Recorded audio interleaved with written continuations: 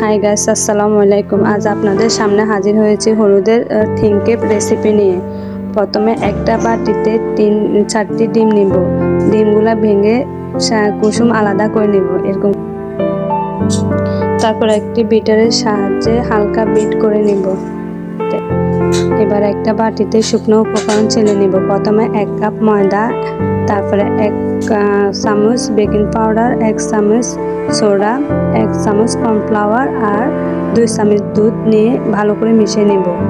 এরপর ডিমের সাদা অংশের সাথে 1 কাপ চিনি নিয়ে ধাপে ধাপে 3 বার ব্লেন্ডারে ব্লেন্ড করে নেব। এরপর ডিমের সাদা অংশের সাথে 1 কাপ চিনি নিয়ে প্রথমে একবার ঢেলে ভালো করে মিক্স করে নেব। এরপর 3 বার ধাপে ধাপে দেব যেন কোনো প্রকার দানাযুক্ত না থাকে।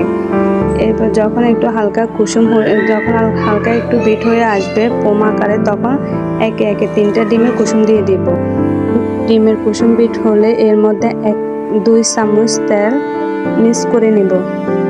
এরপরে এর মধ্যে দিতে হবে 1 চামচ ভ্যানিলা এসেন্স দিয়ে ভালোভাবে মিক্স করে নিতে হবে। এমনভাবে মিক্স করতে হবে যেন কোনো প্রকার ফোম নষ্ট না হয়। এরপর এর পাশে ছেলে রাখা শুকনো উপকরণ 3 বার ছেলে নেব এবং 3 বার ধাপে ধাপে মিক্স করে নেব। এমনভাবে মিক্স করতে হবে যেন কোনো প্রকার ডিমের ফোম নষ্ট না হয়। হালকা আলতো হাতে এক পাশ থেকে ঘুরায় ঘুরায় মিক্স করতে হবে।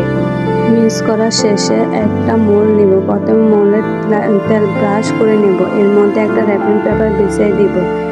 এরপর প্রথমে চুলাতে ননস্টিক কুকারটা বসায় দিব। তারপর 10 মিনিটের মতন গরম করে নেব। এরপরে কেকটা বসায় দিব। প্রথমে একটা বাটিতে 1 কাপ ক্রিম নিয়ে নেব।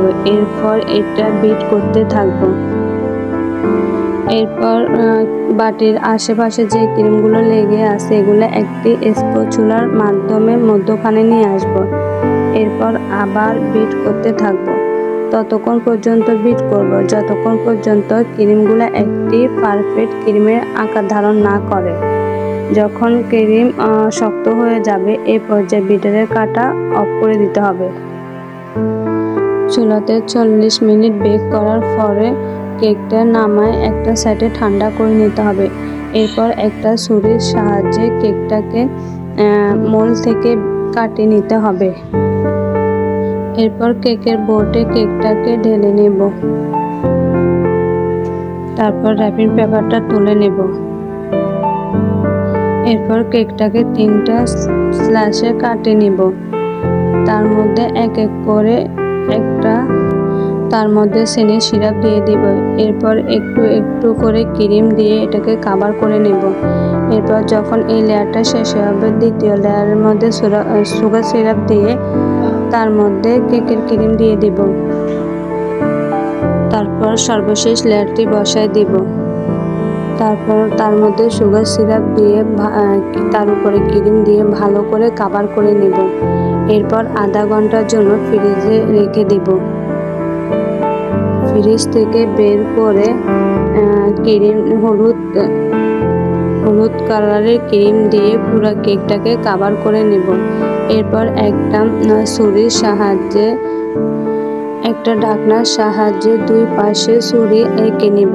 এরপরে একটা গহনা সেট এঁকে নেব। এরপর গোলাপি কালার দিয়ে ছুরিগুলো ডট করে নেব। ডট করা শেষ হলে একটা সাদা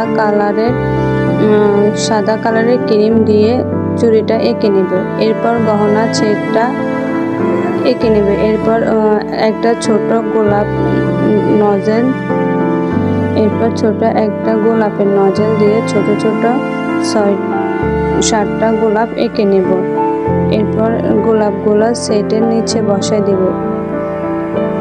দেখতে দেখতে আমাদের কেকটা তৈরি হয়ে গেছে। কেমন হয়েছে আপনারা সবাই কমেন্ট বক্সে জানান। এরপর নিত্য নতুন কেকের রেসিপি দেখার জন্য আমার চ্যানেলটির পাশে থাকবেন এবং সাবস্ক্রাইব করবেন।